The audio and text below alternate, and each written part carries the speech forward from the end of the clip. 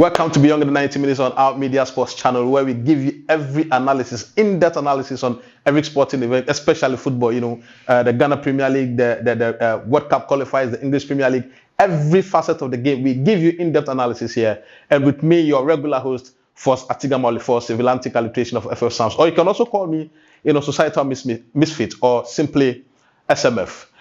And my take today is particularly on the Nigerian national team. I mean, one of the best national teams when it comes to African football. I mean, they are ensemble, but if you look at the kind of players that they have, I mean, from Victor Osimhen, Boniface, they've got quality. When you're talking about players, individual quality, individual brilliance, across every facet of the game, there is no African country that has much more quality compared to the Nigerian national team. But when it came to qualifying to the World Cup, they try as much as possible to fumble their qualifications. Remember in 2022, when we went to Qatar, Ghana beat them, right? Ghana beat them at their own backyard to qualify to the World Cup, meaning that they failed to qualify in 2022. And then fast forward to 2024, they are struggling again to qualify in a group with what's the name? Rwanda, in a group with Lesotho, Benin, South Africa, and Zimbabwe.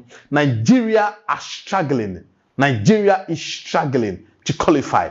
Why? The question is, why are they struggling? Because if you look at the group that they find themselves in, the only country that can come close to them, not in terms of personnel, not in terms of the ensemblement that they've gotten, but in terms of history when it comes to African football, is South Africa. You understand? So practically, I think that Nigeria should have steamrolled the teams that they are in the group with, but here they are struggling to the extent that they were beaten by Lesotho in their own backyard. And when they played against Benin in Oyo, they won by 4-0. Courtesy Victor Osimhen, who scored a hat-trick. Something that's expected of him, because if you look at the trajectory of the World Cup qualifications for 2026 World Cup in America, Canada, and Mexico, Victor hasn't really been on form. Victor hasn't really been, the Victor Osimhen that we are known.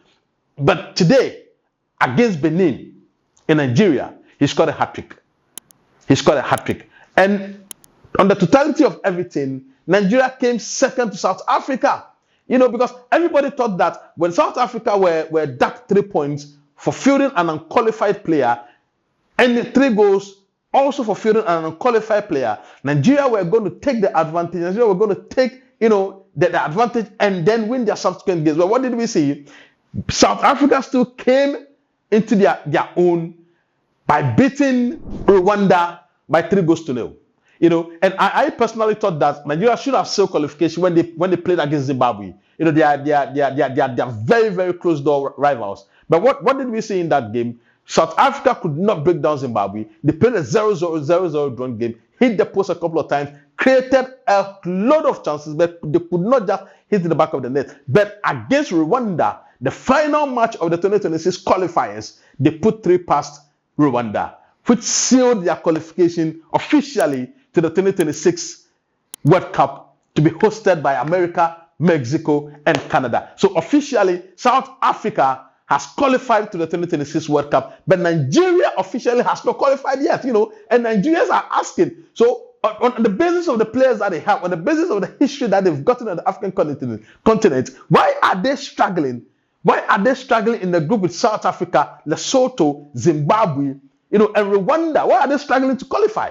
Because as I speak with you right now, Nigeria is 3rd on the list of the 2nd best teams to qualify, right? Remember that when the first automatically qualifies, the 2nd place teams who have the highest points will go into a mini tournament that will determine who is going to play the intercontinental was the qualifiers. And currently, Nigeria has 17 points with +7 goals and 2nd on their log behind South Africa, who has already qualified. You understand? So what Nigeria would have to pray for is that Dr. Congo should not win.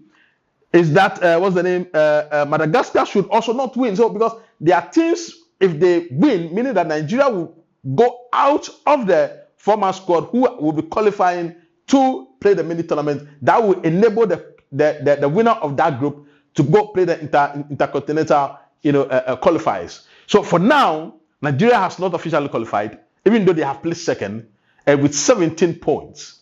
They have not, but They are brothers. They are not their next door neighbors though, but their biggest rivals in football. That the country that they have the biggest rivalry with when it comes to football and politics and whatever entertainment and whatever it is, is Ghana. They have officially qualified already.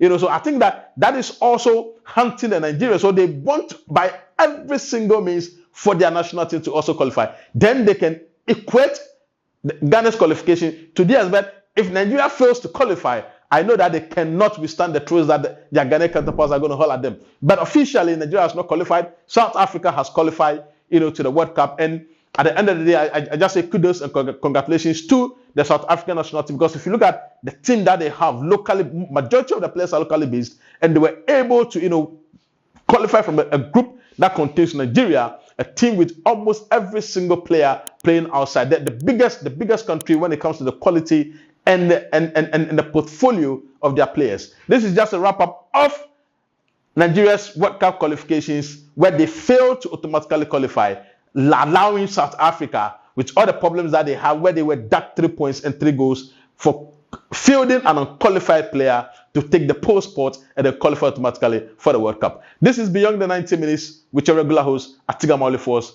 out here on our media channel.